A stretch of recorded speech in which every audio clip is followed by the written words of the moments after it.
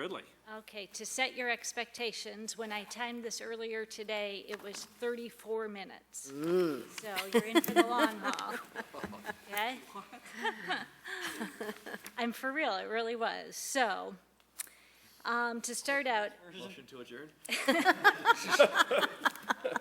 Please continue. it's shorter than last year's, but anyway.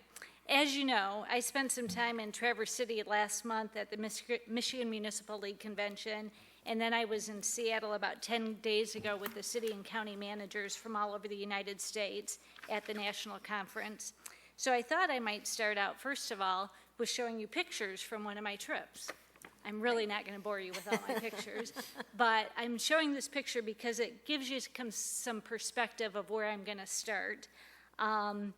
One thing that's nice about going to these conferences is not only to interact with others who deal with the same challenges that we deal with every day, but also to get a perspective on some of the bigger issues that we sometimes lose sight of. We tend to get caught up sometimes in the day-to-day current issues that we're dealing with, and sometimes forget why our unit of government even exists. So what we do is varied, it's complicated, but it's oh so important because it impacts the daily lives of our residents and our citizens. The staff that works in city government takes pride in what they do, and they work very hard to provide the best services we can within the resources we have available. We're certainly not perfect.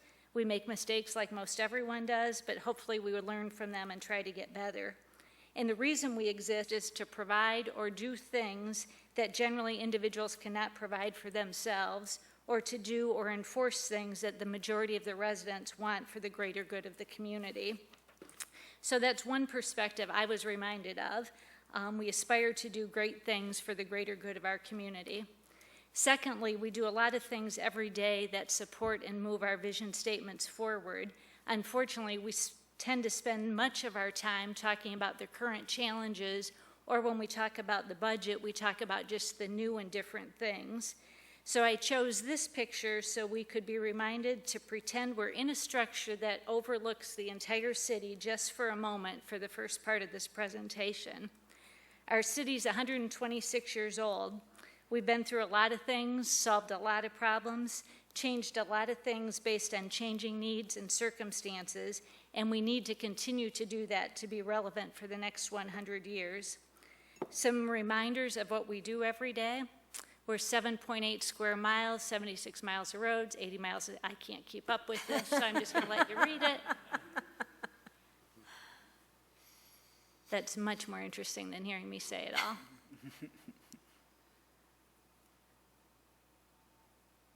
So that's the stuff we do every day as a $30 million organization. A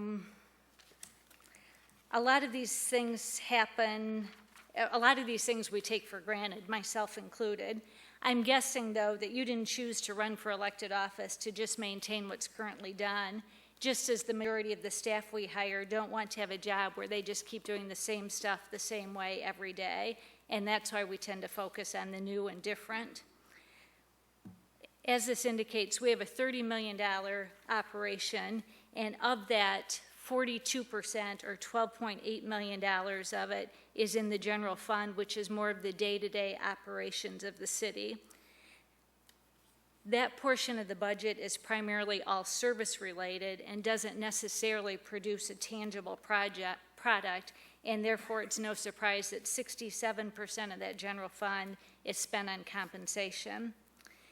So as we approach this background, we want to talk about a couple things that affect our major expenditures of compensation and then focus on a few revenue comparisons. I think we've touched on each of these issues before, but I wanted to bring the perspective on a number of them as reminders as we get into the process. A hot topic in government these days is post-retirement benefits. We heard about it a lot at the MML conference, and we also spoke about it at the national conference. One reason it's getting so much attention is a change in the accounting rules that goes into effect over the next couple years, which will require governmental units to book the estimated liability of all post-retirement benefits. So I wanted to share a couple facts with you about our City of Mount Pleasant plans. We have 2 retirement plans that covers all of the city staff, And this slide shows you the annual contribution to the two city retirement programs this year compared to what it was 10 years ago. And there's three significant reasons why the cost has increased so much. The first is the investment market. As you know, it took a hit in 2008, and in the years since then, it hasn't always hit our investment projections that the actuaries use. As a matter of fact, some of our actuaries have adjusted their projections for the future. Secondly, the tables used to predict the future cost have changed in that they now assume that retirees will live longer than what they did 10 years ago. And thirdly, we have more retirees drawing a pension than we have active employees paying into the pension plan. So even though the city has always made and continues to make the required annual contribution, our unfunded liability has grown. This slide looks at the other post-retirement benefit that we will need to book a liability for. The city of Mount Pleasant is fortunate in that we only have one employee group that was eligible for city-provided retiree health upon retirement, and a number of years ago we even closed that benefit for that group of employees. So this slide first shows that we have 74% of that expected liability covered, and you notice it went down from 10 years ago, and that's because we closed the program. But in addition, we'll need to book a liability for what's called an implied subsidy for health insurance. And this liability is because we allow retirees to purchase health insurance through our self-funded plan at the same illustrated rates that we charge for our active employees. So the actuaries therefore assume that we're subsidizing the cost of that retiree plan, and we will have to book a future liability for that. This listing shows the things we've done over the last 5 to 7 years to impact the cost of these post-retirement benefits. We're certainly not done yet, but this is a few things we've done. Our employees all contribute to the pension plan, either 4 or 5% of their earnings, depending on which group they're in. We also, the employee group who does get post-retirement health insurance contributes 2% to the plan. We've closed the plan to future police retirees that were hired after 2010, as I mentioned. We've accelerated our payments to the pension plan to allow for potential investment earnings, since the plans can invest in more things than we can locally. And we've closed a defined benefit program for one employee group, and we continue to look at other retiree health plans that might be available for our retirees at a lower cost for them. Next, I want to focus on one piece of our economic development strategy, flipping to the revenue side, and that's our tax capture districts. As you know, in these identified districts, we use a state law that allows us to use the taxes generated by the growth in the value of the district to reinvest in that area to encourage development. What is unique about these districts is they're allowed to capture all local taxes, not just the city taxes, to reinvest. So this chart shows the 5 districts we currently have, when they were established, when they expire, what percent of the growth that we capture, and how the value has changed since they were created. You will notice that one district that's labeled University Park expires at the end of this current year, and we will not be making a recommendation to extend it. You'll also notice that Industrial Park North is a zero capture, even though it's still in place. We are using accumulated funds from prior years to maintain that district. This next slide gives you the perspective of how much taxes are projected to be captured next year in the remaining 3 districts based on the proposed 2016 budget. So speaking of taxes, the graph on the left is an item we often mention, but we haven't looked at the actual specifics of it in a couple of years. This takes the full number of acres in the city limits and provides a chart to show what percentage of that acreage is commercial, industrial, residential, and non-taxable. 48% of our acreage is non-taxable. 27% is residential, 22% commercial, and 3% industrial. While the graph on the right side shows how these classifications pay the portion of the taxes generated from our city property tax of 16.25 mils. Obviously, the 48% of acreage that is non-taxable pays 0%, so therefore that leaves the residential picking up 54% of the total, commercial and industrial real property picking up 38%, 39%, and personal property picking up 8%. This then leads to the question of how does our millage rate compare to other like cities? There are a number of definitions of like cities, so for this analysis, the staff looked at some cities in the nearby area, some cities with the same population, and then some cities with a major university. And this chart shows how we stack up against those cities in regard to our 16.25 millage rate. We all know that the primary comparison made within our community, though, is to the tax rate of the Charter Township of Union, which for your reference is 3.1 mils. Now let's focus on state funding for just a moment with some history. 2001 was our peak year of funding from the state, and we received $3.8 million that year. In addition, the funding we received for fire funding was only 40% of what we should have received based on the formula, and so we had a shortage of $294,000 in 2001. So the general fund revenue we received from the state was 37%, whereas property taxes was 27%. And then the far right column compares that to what we're projecting next year of $2.7 million for state shared revenue, 40% of the funding that we're supposed to get for state fire funding, leaving a shortage of $393,000. So the revenue we get from the state is down to 23%, and the revenue from property taxes is up to 42%. So the last piece in this analysis shows that comparing to our peak of 2001, we've lost $1.4 million combined between state shared revenue and the shortage in fire funding.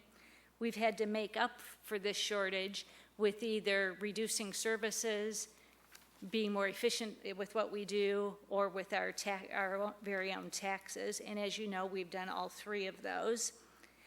If we looked at just the millage rate, that 1.4 million equates to 3.4 mils, just for your reference. So now let's look at 2016 and what we're recommending for fees and charges. None of this will come as any surprise to you. Our recommendation for the millage rate is to keep it the same for 2016. We're recommending an increase in the monthly demand rate for both water and sewer, and I'll show you a slide that compares our typical monthly bill to others in the area, and also the impact these increases will have on a typical residential bill. The amounts for the non-residential users will obviously be higher, but the percentage change will be the same. These increases are needed to make sure we adequately fund the ongoing infrastructure needs for each of these utilities. As you know, we've been spending time and grant money on evaluating the infrastructure and projecting the replacements. The rates for water and sewer have not been changed since 2009, so we believe this may be the first year of multiple years of increases needed so that we can do proper replacement on a pay-as-you-go basis for that infrastructure. You're all very familiar with the recommended increase in the special assessment for downtown maintenance. And we previously spoke about adjusting the bag and tag rates so that the tags, which hold more cubic yards of waste, are priced higher than the bags which hold less. So this shows what our recommendations are to adjust those rates as of January 1st. And the peak fees, you heard what we recommended tonight.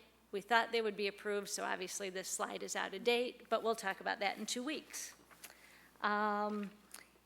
As mentioned, here's our slide. It doesn't show up very good, I apologize, but your printout shows it, to show how a typical monthly residential utility bill compares to the surrounding area.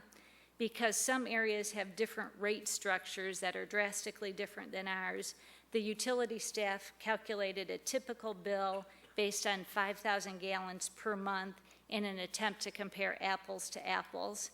You can see where our current typical bill falls and where our proposed 2016 bill will fall based on the rate increase we've recommended. In the city of Mount Pleasant, the typical residential bill would see an increase of $1.72 per month if you approved the rates we've recommended. Just 2 weeks ago, the Morning Sun had an article in it about water bills across the nation, and it indicated that since 2008, across the nation, water bills have increased by 40%. As I indicated, we haven't changed ours since 2009. Now we'll switch to the specifics of the proposed 2016 budget. I've come down off the Space Needle now, and we're into the weeds of the budget presentation now. So in my cover letter, I mentioned a number of things that we didn't know when we put the document together, which we knew could have an impact. So this list shows the ones we know more about now. As I indicated, the CMU president has provided a verbal commitment to participate in some of the costs of installing pedestrian lights north of the campus, which we'll talk about as one of the projects later. Because we didn't know that at the time we put this document together, we assumed more of the funding would come from the Capital Improvement Fund, so this will free up some flexibility in that fund for us as we move forward. We weren't sure what the solid waste contract or the curbside recycling pickup contracts would be, but based on your approvals tonight, our rates are appropriate based on those two contracts you just approved. In August, we had a work session on alley maintenance and generally agreed to a plan of how to get the alleys in a condition that they should be in and how to maintain them, but that was after this budget was put together. The good news is the plan we came up with is affordable by using some of the solid waste fund balance to fund the brush chipping program we talked about, and we'll be able to reallocate some monies from the sidewalk replacement program toward alleys for grading and gravel for 2016.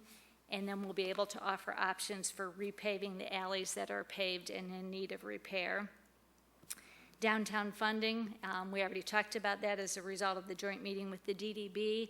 This budget assumes an increase in funding from the general fund so that the total amount for 2016 would be just over $111,000, but of that, $34,420 would come from the Economic Development Fund to pay for a portion of the one-time expenses.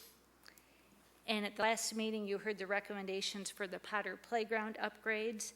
Once we know a bit more about a couple of grant options we have out there, we will recommend funding to you of the remaining part of that project. This list, though, still gives the things that we continue to have unknowns about, and that's why we keep money in our surplus savings account to deal with those unknowns. So now as we move on to the 9 vision statements and the new things that we'll be focusing our time and money on in 2016, on a few of these, I've also made note of some things that we've started this year, but we still have ways to go, so you'll see the major impact next year. And this information is drawn primarily from the Roman numeral pages 8 to 13 of your budget. So starting with the diverse tax base, our first major project that's been there for a couple of years is obviously the Mount Pleasant Center. We have some grant funds we need to use by next June, so we'll be talking to you later this fall about what the next demolition project may be for 2016. Efficiency is something we look at every day, every year. A couple of the items that are called out in this document that will be specifically looked at for 2016 include election procedures, safety training, utilizing GIS, looking at our plow truck maintenance, utilizing staff across DPW departments during peaks and valleys, computer backups, credit card acceptance, and utility bill meter reading, as well as looking at how we allocate costs. When we look at the next vision statement, first thing we're recommending, which should not be too much of a surprise, is a rewrite of the zoning ordinance. The last time this was done was in 1984, as you well know, and we've all seen the difficulty with not keeping up with the changing times and the patchwork of amendments that have been done. Using the assistance of an outside consultant, our planner believes that the cost might be $75,000 in 2016 with an additional amount in 2017, but that's dependent upon the bids we receive. This matter affects multiple vision statements and is something we feel strongly is needed to encourage the type of city we want to be. We're also looking at some application-based services that allow residents to report items via their phone, and then we can track the follow-up and responding on those electronically. And we're also looking at ways to look at helping with a community-wide calendar and a way to encourage people of why Mount Pleasant for both living and doing business. A new item that came up after this document was put together includes potentially offering a Citizens Academy for 2016 that the staff came up with. We believe that this might be well received and it would be helpful for our community dialogue to solve issues together. We believe that with some staff time and an allocation of about $2,500, which isn't currently in the budget but we could amend for, we could offer an academy starting the end of January, assuming that there's interest from the citizens. At the end of tonight, I'll be asking you if you endorse such a concept so that we can begin the recruiting process to see if there's interest for it. I would also remind you, though, not to forget that now that we have Molly hired, we need to decide how and what we're going to do about branding and wayfinding, and we'll have the first full year of the dog park. And by the way, as of Friday, we had sold 176 annual memberships at the dog park. For our next vision statement, the first item that comes up is the study that was recommended in the capital improvement plan for downtown parking needs, and this would be funded from the Tax Increment Finance Authority of the downtown.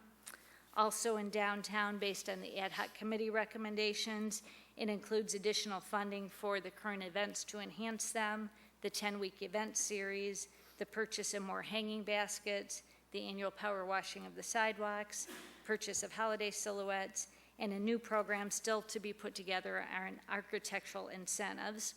What is not in here yet is the increased funding request for a year-round staffing of an events coordinator, as we're still evaluating our internal staffing to see if we support that recommendation.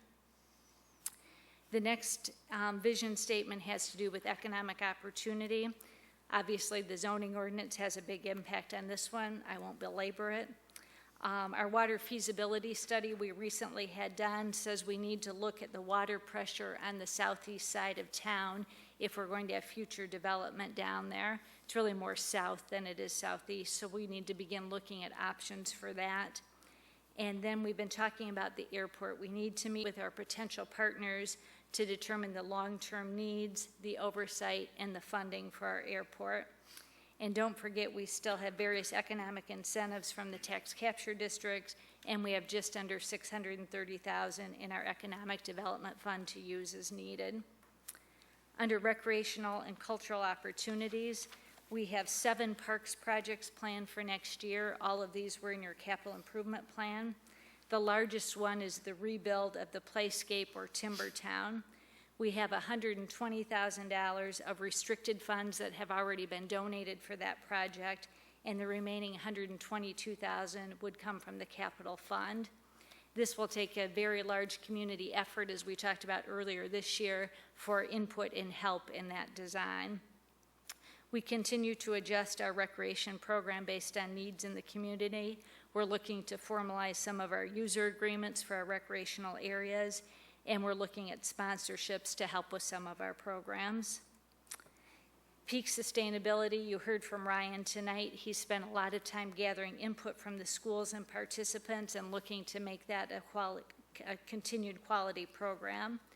One change that's in this budget that does not affect a need for additional funding, but we're looking to reallocate the existing staff dollars to recreate a full-time coordinator position to ensure we have quality, consistent programming among all sites, are efficient in our delivery, and are appropriately training our staff who handle these very precious students each day.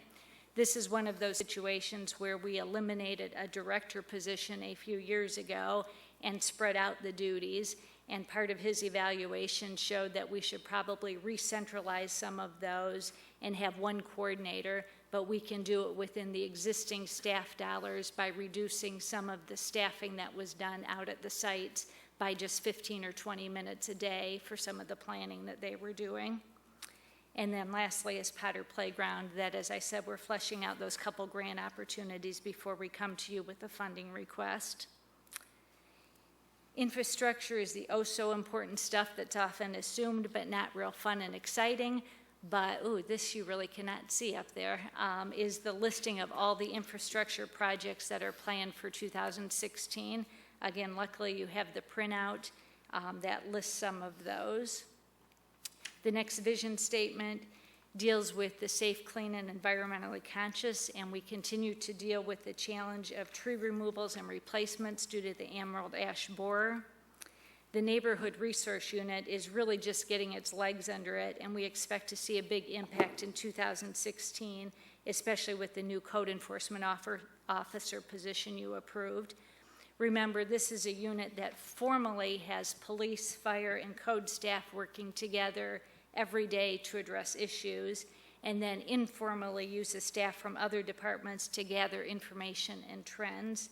The recent focus has been on behaviors in the M2 district, but they've also spent hours and hours on unlicensed rentals, which are safety and quality of life issues throughout our community. We expect to see great impacts from this unit as we move into 2016. They'll also be looking at how often smaller rentals should actually be inspected in order to use staff time the best way. They'll be looking at targeting police patrols based on crime patterns, narcotic information, sex offenders, and so forth. In addition, we're looking at installation of pedestrian lighting, as you know, on 4 streets north of the campus. That would be Douglas, University, Franklin, and Lansing, essentially from Bellows to High. This is recommended to be funded from 3 sources: special assessment of some properties, capital improvement funding, and CMU. And the last item in this section is the replacement of 4 public safety vehicles, 2 of which are funded by funds we've already set aside for fire replacements. Neighborhoods as large priority based on our master plan. First item we have here is we're partnering with MISHDA to obtain market data to support what we hear is the need for units for young families and or young professionals. They're working on a regional study that we can partner with them and get some information for the city of Mount Pleasant.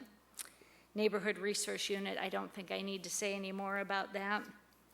All of the changes we've made and continue to look at for solid waste are having a positive impact on our neighborhoods, but staff has continued interest in investigating blight issues, incentive programs, and some vision planning for the important tree neighborhoods. And of course, the zoning ordinance has an impact in this area as well. Based on your approval tonight, we hope to move forward with some of the MISHDA rental rehab grant fundings that we'll see the impact of next year. Diversity is your last vision statement, and we continue to work with CMU on enhancing orientation sessions, particularly with international students, and staff training on the various cultures. So that gives you the vision statement perspective, and now from a bottom line perspective, we can do all of this and all of the funds and buckets, I couldn't get through a whole presentation without saying it, are balanced for 2016, but there are some that we need to continue to pay attention to. This is where we need to look to the future. Once again, the general fund has revenues that are less than expenses by about $500,000. We know that we're generally off in our projections by about 1% to 2%, so that allows for a $200,000 to $300,000 swing in that number. We also know there's about $150,000 of one-time expenses in this 2016 budget that will not be there in 2017. Unfortunately, there will probably be other one-time expenses that will show up. We also know that we expect a reimbursement from the state for our personal property tax, and Mary Ann just got an email today that we may even know that number by the end of this month. $500,000 seems like a lot, but we can fund it from our surplus savings account, and our projections show we'll still have $1 million at the end of next year in that account. Local streets also is in a situation where we're spending more than we're bringing in for 2016, and that fund balance appears low, but every year we look at the priorities between major streets and local streets as we put the capital improvement plan together. The board and building debt is fine for 2016, but that's the last year we receive our final payment on the settlement for lack of a building on Parcel B.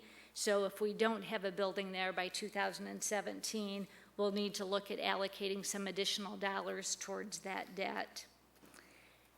The airport fund, the corporate jets have more staffing needs than the recreational planes used to have, so we continue to need to look at staffing and services as well as the growing capital needs for that facility. As I mentioned earlier, though, we're looking for partners in that because we can't continue to provide the economic engine for that area alone with no partnerships. And the last thing we mentioned earlier was the water and sewer infrastructure that we need to continually evaluate and replace. So the only item we need feedback from you tonight, unless you want to stay longer and talk about all of this, is the Citizens Academy for 2016 to see if there's enough interest in seeing if there's participants. We envision this would be a 6-week, 1 night per week evening program facilitated by city staff that would cover a number of city-related issues. And other than the staff time, we think we would only need $2,500 for refreshments and food and then some kind of acknowledgement of the graduates. So we can chat about that in a second. Other than that, the next steps are we've received questions and comments from the mayor as he reviewed the budget. I would ask that if you have any others, you either give them to us tonight or get them to me by the end of the week so that we can plan the next 3 work sessions if we need that many of them. And as you know, you set the public hearing for November 9th, and we would like your approval by December 14th so we can hopefully only have 1 meeting in December. So with that, I will ask for your direction on the Citizens Academy and then see if you have any questions or discussion. Commissioners, Vice Mayor. City Manager, if you could explain what is the difference between the Citizens Academy and the Raleigh-Denison Leadership Institute? The Citizens Academy would be directed only at educating people about how city government works, how we're set up, the various services we provide, so it would be very city government focused, whereas I believe the Raleigh-Denison Leadership Institute is more about the community as a whole and the various services and trying to develop future leaders. This would be very city focused. Thank you. Commissioner Kulik. I think I could support the idea of the Citizen Academy. I think it would provide a wealth of knowledge to members of our community on how we function, how we do things, and just maybe, perhaps, cut down on some of the things in sound off that when I read them, I just have to roll my eyes that, you know, the street light's still out. Why call sound off? Call DPW. They'll notify consumers, things like that that people just don't seem to know how to do. That I think would be good for our community to have that database, knowledge base. Thank you, sir. Further discussion, Commissioners, on that issue? Citizens Academy, yes, no? Commissioner Ling, yeah? Yeah, I think it's a really good idea. And I think what I'd love to see is to have a Citizens Academy that included both us providing information so people understand how the city works and who to call and how to have input. And then maybe as part of that, getting input from the citizens on what things would they like to be involved in, what do they think, what's a good way to be able to communicate as we change the ways in which we communicate. So I think we could also learn things. But I think that's, you know, as a government teacher, of course, I think it's a great idea to have a Citizens Academy. Thought that might be your position on that. But, Commissioner Verliger and Seuss? I just said, how is it going to be, the academy going to be advertised? Who are we going after? Well, what we would do is we would include information in our city newsletters that we send out both electronic and print. We would do some social media posts to generate some interest in it. Maybe talk to the newspaper about running an article for us again. And then our expectation is that we would set a deadline for people to apply by, and we would want to make sure we have enough people interested and committed to that kind of schedule before we put a ton of time into it. So we would set a minimum number that we would need before we would actually offer it in January. But we would use our typical outlets to try to get that information out to see who might be interested. We'd announce it at every board and commission meeting that we have coming up so that those people know and can tell their friends and family. I think it'd be a great platform to let participants know exactly what boards and commissions are available to for them to volunteer and serve our community on. That's a good idea. Very good. I think you got a Okay to Ultimately, move yes. forward with Yep. it? Okay. Good, thank you very much. Any questions about the budget presentation that you need explained tonight? If not, get questions about it so we can get it done. Thank you very much for that presentation. Thank you. And just to let you know, it was 30 seconds, or 30 minutes and 46 seconds. So I talked faster. You did pretty good on that It one, made yeah. me nervous. Under the gun there. We're going to move into closed session. Before we do that. Yeah, we can do that, yeah. Okay. We're going to revisit an item on the agenda, if that's a possibility. Vice Mayor Routenand found who he was going to appoint, which was kind of Yes, nice. Mr. Mayor, I'd like to revisit item number 18. I double-checked my notes, and the Appointments Committee does in fact have Good. an appointment tonight. So on behalf of the Appointments Committee, I move to approve the appointment of Shar Young to the Principal Shopping District Board for a partial term set to expire on December 31st, 2017. Do I have a second on that? Commissioner Seuss, I have a second on that one. Discussion about this appointment. Seeing no discussion, all in favor say aye. Aye. Opposed say no. That person is now appointed. Congratulations. We're now going to go into recess and go into our closed session, and we are going to come out of our closed session and hopefully have Song and dance? song and dance and a decision. So we're now going into closed session.